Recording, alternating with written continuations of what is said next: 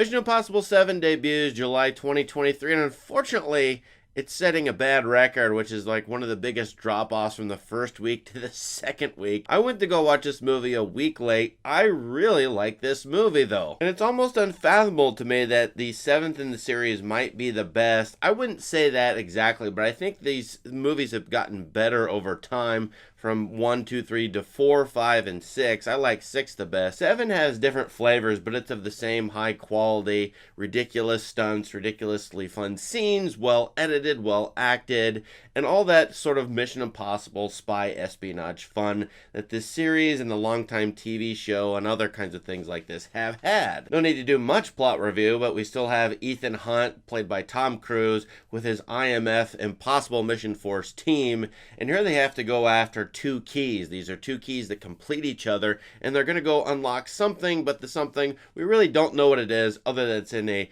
downed Russian nuclear sub somewhere in the Arctic. We also know, by the way, this is part 1 of maybe 2, maybe 3 parts, and so maybe that's why people aren't going to this movie. I don't know. I think this movie stands on its own, though, and is just fine to watch, even though you know the story isn't complete. Anyway, there are 2 keys out there in the world. They've got to go find both keys and fit them together, but against the IMF team is an AI called the Entity, and here the AI has gone rogue. It's a U.S. government creation. They call it stateless, godless, and amoral, and that basically sums up all the Mission Impossible villains of this entire franchise. Now, the AI is shown in, it looks like kind of a Sauron black eye on computer screens or on digital screens, but it's got this sort of human analog, and it's Ethan Hunt's old nemesis.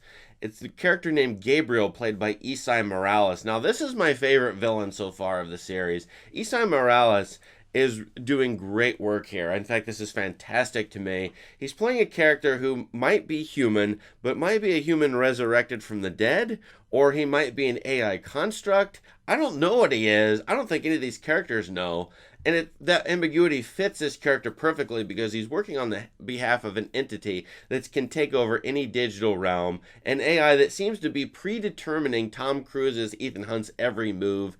Sort of, and all the IMF team, they second guess themselves.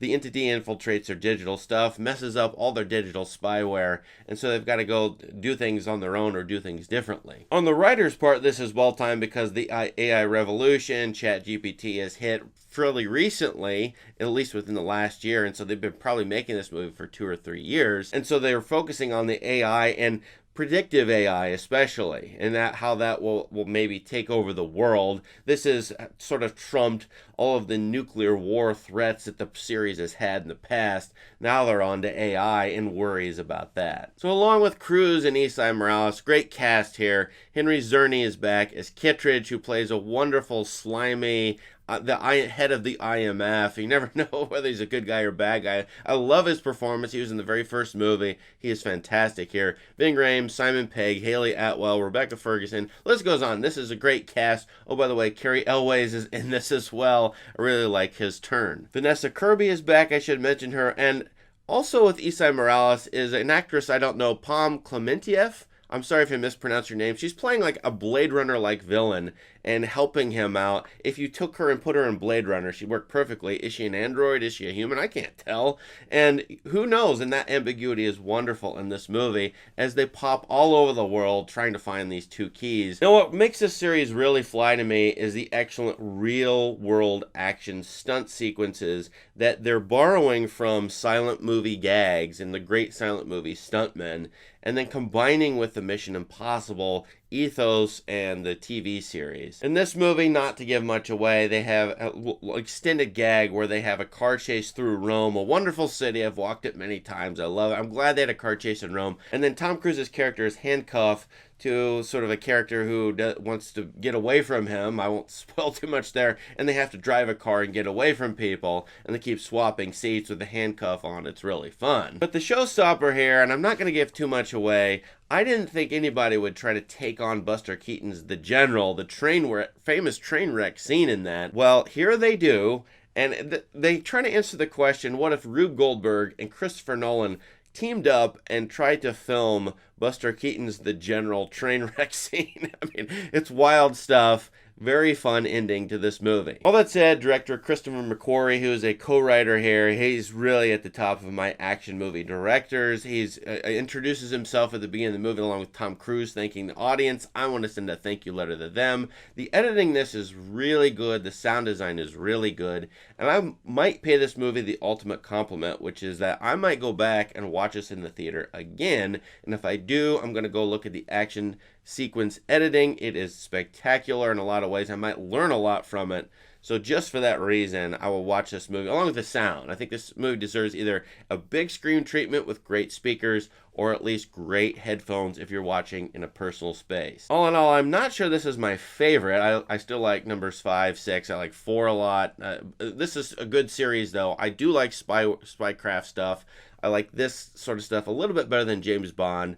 I like infiltration and disguise. If you have liked anything in the series, sort of, you'll probably like this movie too, like me. And frankly, this is an action movie for adults in a time where we have a lot of stuff geared towards kids or a young people or a juvenile mindset. So I appreciate like an adult action movie thing, which this is, with real world stuff and not very much CGI, if any. I can't tell what's CGI or not here, unlike other movies. So for all those reasons, I'm going to give this 4.5 stars. And it's 4.5 for what it is. This is a very good rating for me. I do not give them out very much, but I really do like this movie. Encourage some of you to go see it. What did you think of Mission Impossible 7? Am I right or wrong? Am I right about Esai Morales? I love this guy in this movie. A fantastic job. This is probably my favorite part of the movie is his character. Let us know in the comments what you think, and please subscribe to this channel for more great content. Thanks, and have a great day. If you've seen the movie, I want to say one more thing about it. They seem to have a theme of grace and redemption throughout here